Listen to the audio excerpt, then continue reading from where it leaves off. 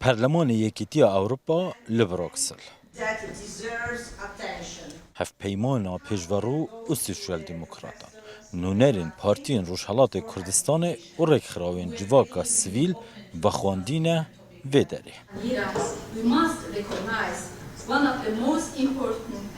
سبروجا ایرانه و مافین کردان به گوش نیگای پارتین سرکه ده گهداری گرن و درباره بوچون آوان جبو درفت و آلنگارین رکفتن دنافبر ایران و امریکا بسیار دکم. اما بکو حزب دموکراتی کردستانی ایران او دزانین که ولاتی ایران حکومتی جمهوری اسلامی براستی جگای بقایانیه.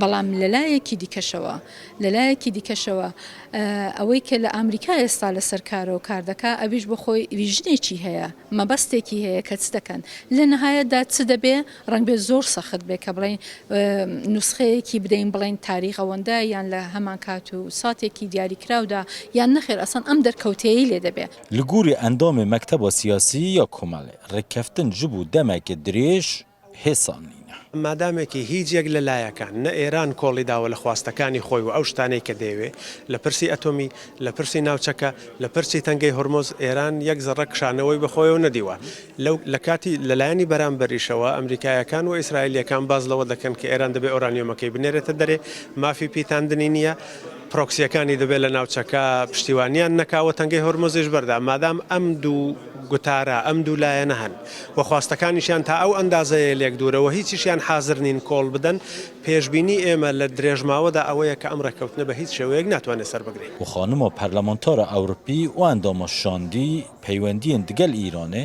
دوێ باوەریەدایە و دوێ پشگیریە کوردان سێدەتر بهێتە کرد.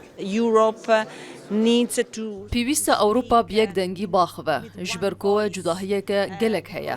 Lewma pîvîst e piştgiriyê li tevgera dîmokrasiyan bikin ku di Îranê de hene.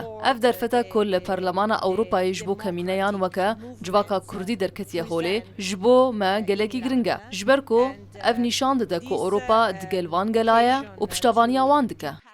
هرچند یەکێتیە ئەوروپا سزایان بەسەر ئیرانێدا دەساپینیت لێ بروکسل لە هەمبەری تەهرانê زۆر تند نینە. Dışarı çılrujî yê İsraîl û Amerîka digel Îranê de yekîtiya Ewropa tenê helwestên diplomasî derdibirin. Niha di danûstandinan de yekîtiya Ewropa welat û hikûmetên wê li benda ragihandina rêkeftinekê ne ji bo ji xelkê xwe re bibêjin êdî em bûyn yên ku me alîkarî her du aliyan kirî ew bigehne rêkeftinê. Zinaşîn û Rûda û Bruksel.